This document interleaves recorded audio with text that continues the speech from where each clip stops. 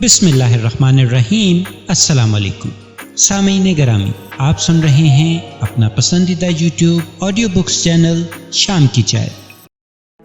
جی تو ناظرین، کہانی کا عنوان ہے سسی پنو، مصنف کا نام ہے اشتیاق فاطمہ عظمیٰ، اور آج ہم آپ کو اس کی 5ویں اور آخری قسط سنائیں گے۔ تب ہی پنو دروازہ دھکیلتا اندر داخل ہوا۔ اندر داخل ہو کر اس نے دروازہ بند کر دیا، پھر آہستگی سے چلتا وہ اس کے قریب آ ٹھہرا۔ سرخ گھونگھٹ کی اوٹ سے اس کا گلابی شاداب مکھڑا جھلک رہا تھا۔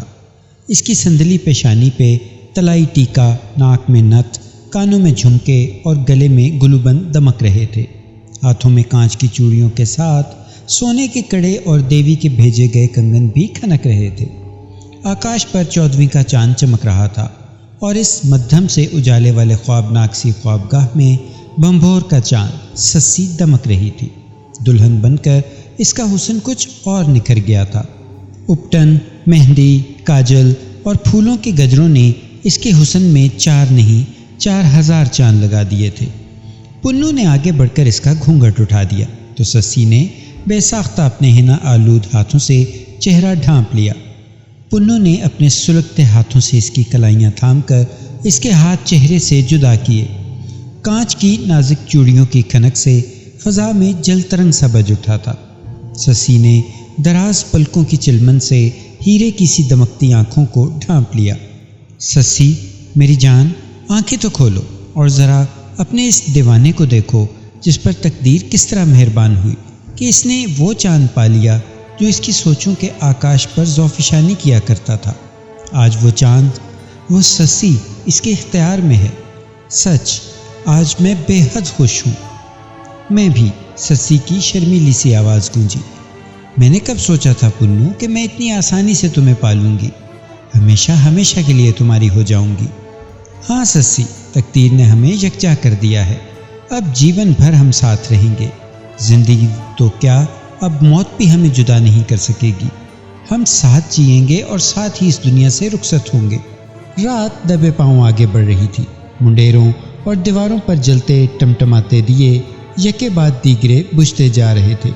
نیلے آسمان کے شامیانے میں ٹکے نقرئی تارے آنکھیں میچ کے زمین پر 2 ستاروں کے ملن کا منظر دیکھ رہے تھے۔ چاند دودھیا چاندنی بکھیرتا منزل کی اور محو سفر تھا۔ سسی اور پنو گزرے لمحوں کی بے آواز آہٹوں سے بے نیاز و بے خبر ایک دوسرے میں کھوئے ہوئے تھے۔ کائنات کی ہر شے اس لازوال ملن پر خنداں زن تھی۔ ہوائیں متبسم تھیں تو فضائیں گنگنا رہی تھیں۔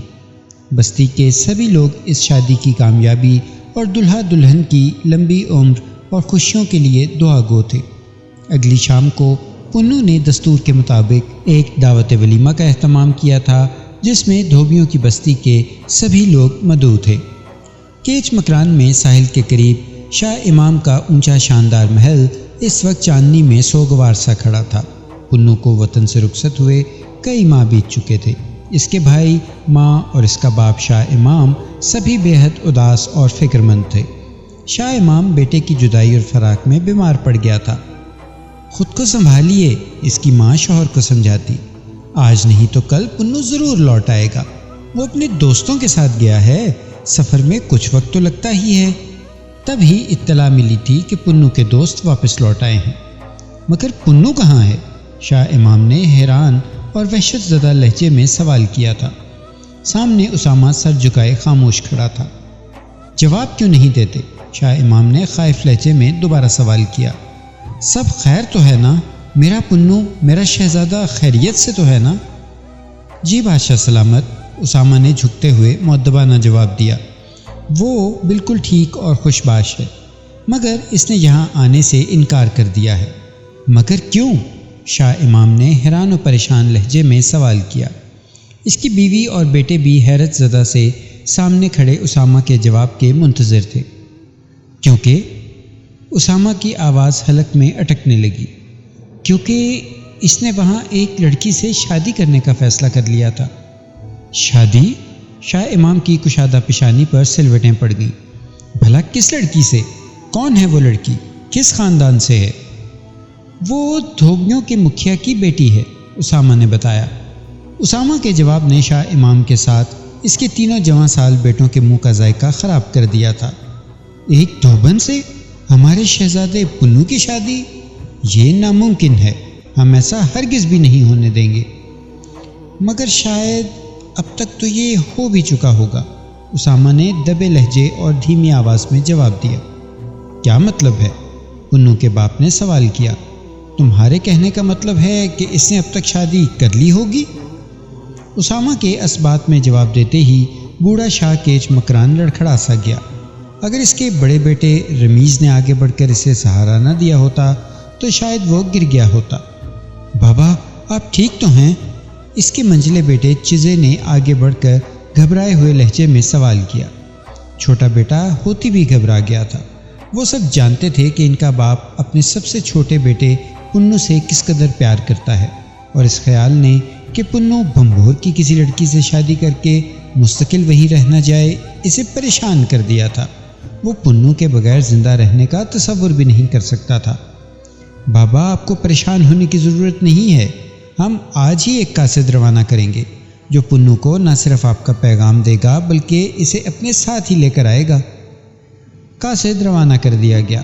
شبانہ روز تیز رفتار اونٹ پر سفر کرتا آخر کار 6 روز بعد قاصد پنو کے پاس جا پہنچا۔ آپ سے ملنے اور آپ کے والد کا پیغام دینے کے لیے ایک قاصد آیا ہے۔ ایک خادمہ نے اندر آ کر پنو کو اطلاع دی۔ قاصد کا نام سنتے ہی سسی کے کان کھڑے ہو گئے تھے۔ پنو کے باہر نکلتے ہی سسی بھی دروازے کی اوٹ میں جا کھڑی ہوئی۔ شہزادے آپ اور اس چھوٹے سے گھر میں اور اس دھوبی بستی میں؟ قاصد نے پنو کی ٹاٹ کا پردہ سرکا کر باہر نکلتے دیکھا تو حیرت سے سوال کیا۔ تمہیں یہ سب جاننے کی ضرورت نہیں ہے، پنو نے سرد لہجے میں جواب دیا۔ کام کی بات کرو، کس لیے آئے ہو؟ آپ کے والد آپ کے فراق میں سخت اداس اور پریشان ہیں۔ انہوں نے آپ کو پیغام بھجوایا ہے کہ آپ فوری طور پر سب کچھ چھوڑ چھاڑ کر میرے ساتھ روانہ ہو جائیں۔ آپ کو دیکھنے کے لیے ان کی آنکھیں ترس گئی ہیں۔ لمحہ بھر کو پنو کی آنکھوں میں باپ کا مشفق چہرہ گھوما۔ اس سے قبل وہ کچھ کہتا دروازے کے اس طرف سے سسی کی گھٹی گھٹی آواز سنائی دی۔ پنو خدا کے لیے مجھے چھوڑ کر ہرگز نہ جانا، ورنہ تمہاری یہ دیوانی بن موت مر جائے گی۔ پنو کی سماعت سے جو ہی سسی کی کرب انگیز آواز ٹکرائی، اس نے اجنبی نظروں سے قاصد کی طرف دیکھ کر سرد لہجے میں کہا، والد صاحب کو میرا پیغام دے دو کہ پنو اب خود اپنا بھی نہیں رہا، وہ سر تا پا سسی کا ہو گیا ہے۔ اس کے بغیر وہ نہ جی سکتا ہے اور نہ مر سکتا ہے۔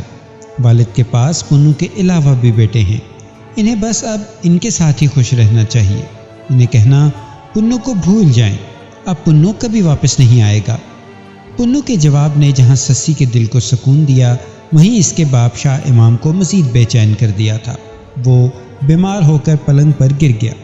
اس کے بیٹے باپ کی حالت دیکھ کر الجھتے، غصہ ہوتے اور پنو کی بے حسی پر ماتم کرتے۔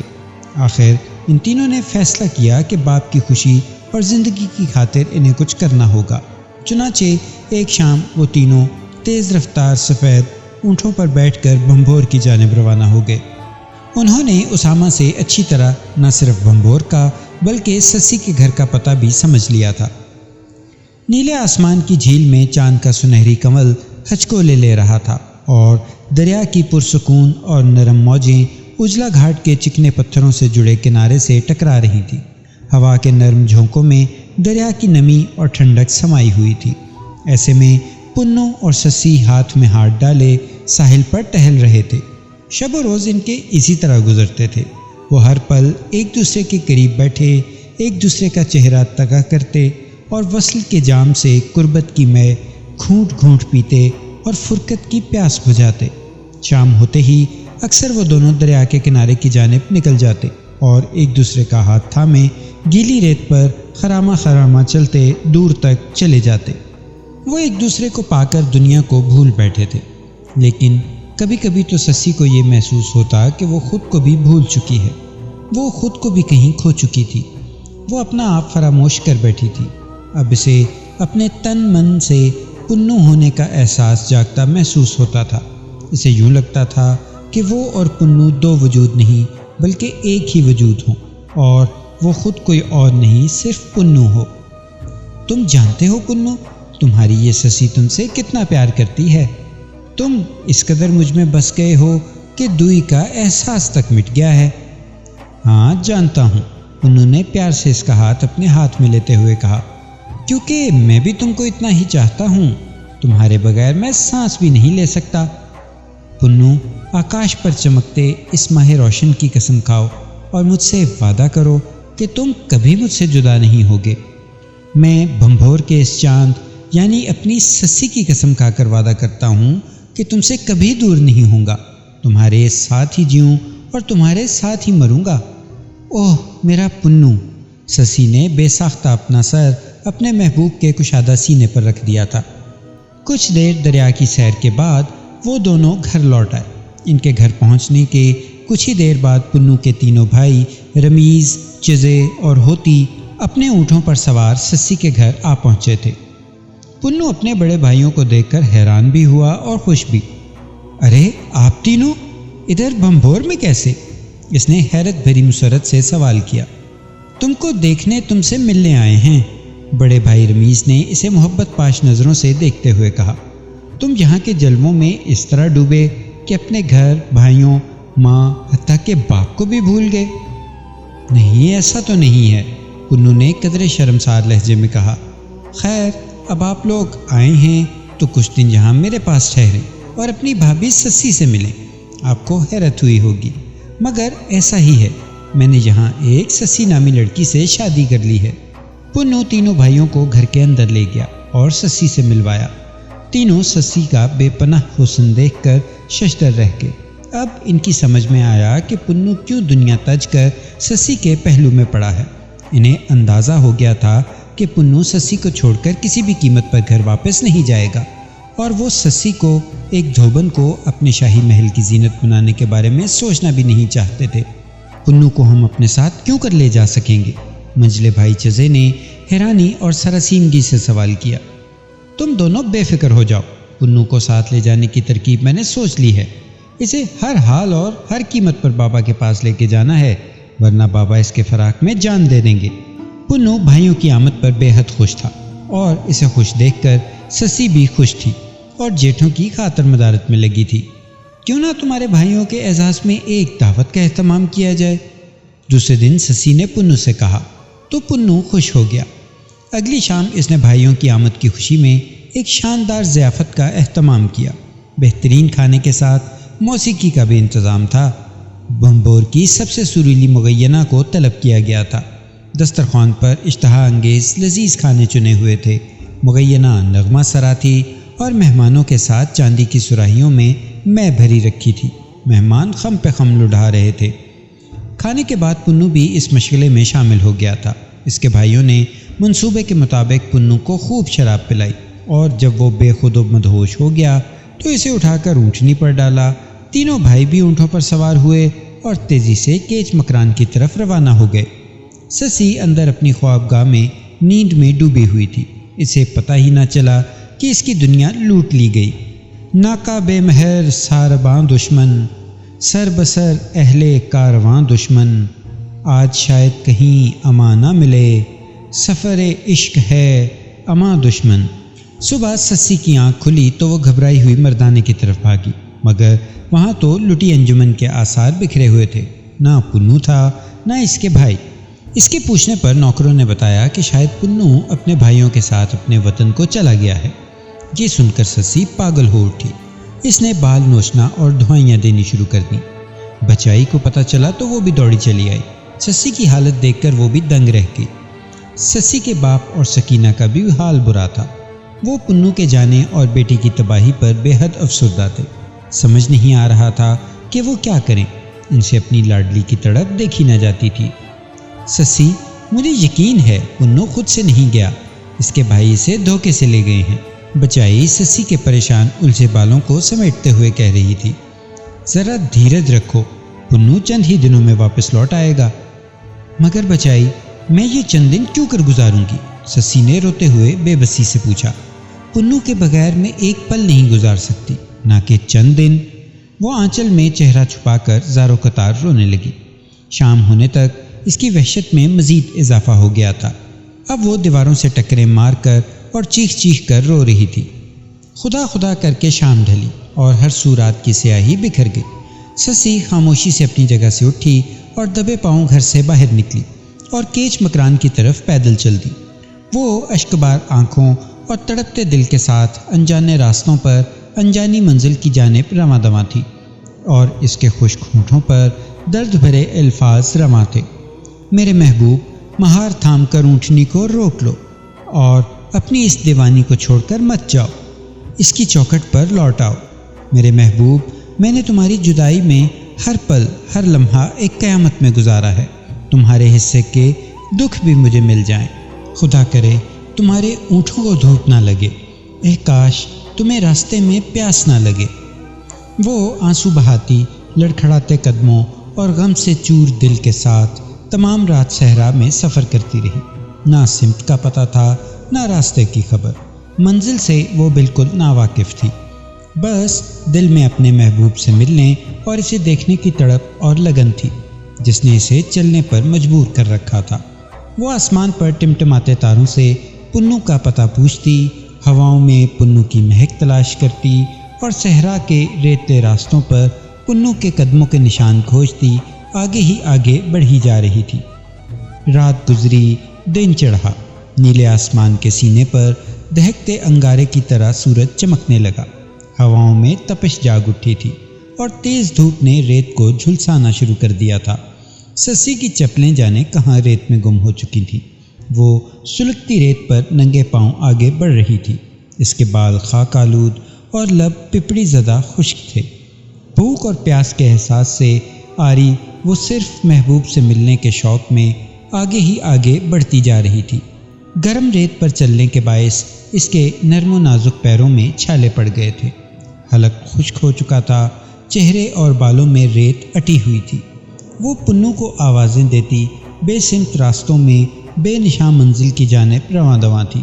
جوں جوں وقت گزر رہا تھا اس کی وحشت میں اضافہ ہوتا جا رہا تھا۔ اب وہ بنجر سے ریگزار اور آکاش میں ڈولتی چیلوں سے پنو کا پتہ دریافت کر رہی تھی۔ تبھی دور اسے ایک جھونپڑی دکھائی دی۔ وہ تیزی سے جھونپڑی کی جانب بڑھی۔ شام ڈھل رہی تھی، ہر سمت سرمئی رنگ بکھرا ہوا تھا۔ ایسے میں سسی نے جھونپڑی کا دروازہ کھٹکھٹایا۔ اندر سے ایک جواں سال چرواہا نکلا۔ وہ اس صحرا میں اپنی چند بھیڑوں کے ساتھ رہائش پذیر تھا۔ اس ریگزار میں وہ سسی جیسی حسین لڑکی کو دیکھ کر حیران ہوا۔ سسی نے اس سے سوال کیا، تم نے کہیں میرا پنو دیکھا؟ پنو؟ چرواہے نے حیرت سے نام دہرایا، پھر سسی کی طرف غور سے دیکھنے لگا۔ سسی کے پیر زخمی، چہرہ اور بال گرد آلود اور کپڑے میلے تھے، مگر اس کا حسن اس حال میں بھی قیامت خیز تھا۔ چرواہے کی نیت خراب ہو گئی۔ اس نے سسی کا بازو پکڑا اور زبردستی اندر لے جانے کی کوشش کی۔ اس عالم دیوانگی میں سسی کو اپنی عزت کا پاس تھا۔ وہ پنو کی امانت تھی، وہ پنو کی محبت تھی۔ وہ خود کو بھلا کسی اور کے حوالے کس طرح کر سکتی تھی؟ مگر سسی نے ذہانت سے کام لیا اور نحیف و نزار آواز میں بولی، مجھے سخت پیاس لگی ہے، پہلے ذرا 2 گھونٹ بھیڑ کا دودھ تو پلا دو۔ چرواہا خوش ہو کر بولا، ابھی لو، میں ابھی پیالہ بھر کر دودھ لاتا ہوں۔ سسی نے آہستہ سے آگے بڑھ کر مٹی کے پیالے میں اپنے کنگن کے ہک سے مہین سا سوراخ کر دیا جو چرواہے کی نظر سے پوشیدہ رہا۔ وہ پیالہ لے کر بھیڑوں کا دودھ دوہنے لگا۔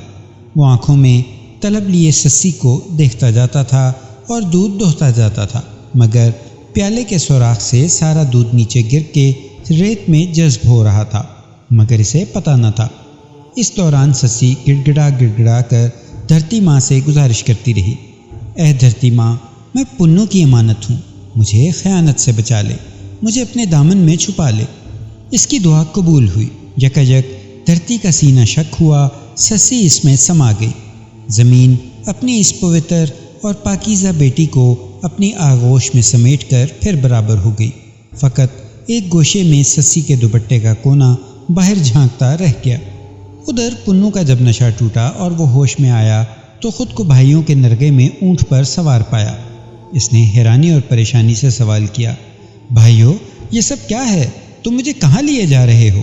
میری سسی کہاں ہے؟ بھائیوں نے اسے بتایا کیونکہ اس کا باپ اس کے لیے تڑپ رہا ہے، اس لیے وہ اسے ہمیشہ کے لیے اپنے وطن لے جا رہے ہیں۔ اب سسی کو بھول جاؤ۔ یہ سنتے ہی پنو نے ہائے سسی کا نعرہ مارا اور اونٹ سے کود کر مخالف سمت دوڑنے لگا۔ وہ صحرا میں دوڑتا جا رہا تھا اور سسی سسی پکارتا جا رہا تھا۔ وہ تمام دن اسی طرح برہنہ پا صحرا میں دوڑتا رہا۔ جب شام ہوئی تو اسے ایک طرف روشنی سی نظر آئی۔ وہ اس جانب چل دیا۔ ادھر ایک جھونپڑے کے سامنے ایک چرواہا بیٹھا تھا۔ تم نے میری اس سسی کو دیکھا؟ پنو نے بے خود سے لہجے میں چرواہے سے سوال کیا۔ ہاں، یقیناً وہ تمہاری ہی سسی تھی۔ چرواہا روتے ہوئے اس کا ہاتھ پکڑ کر اس جگہ لے گیا جہاں سسی زمین میں سما گئی تھی۔ پھر اس نے اسے سسی پر بیتنے والی بپتا سنائی اور زمین سے باہر نکلا ہوا سسی کے دوپٹے کا پلو دکھایا۔ پلو دیکھتے ہی پنو کی حالت غیر ہو گئی۔ وہ چیخ مار کر پلو پر گر گیا اور ماہیے بے آب کی طرح تڑپتے ہوئے آواز دی، میری سسی تو کہاں ہے؟ اس وقت زمین سے جواب آیا، میرے محبوب، میرے پنو، میں یہاں ہوں، زمین کے اندر تیری منتظر۔ جھونپڑے سے لگا کھڑا چرواہا اشکبار آنکھوں اور پشیمان دل کے ساتھ پنو کی تڑپ اور سسی کا انتظار دیکھ رہا تھا۔ کل سے اب تک وہ 1000 بار رویا تھا، 1000 بار گڑ گڑا کر اس نے نیک و پاکیزہ عورت سے اپنی گناہ آلود نظروں کی معافی مانگی تھی۔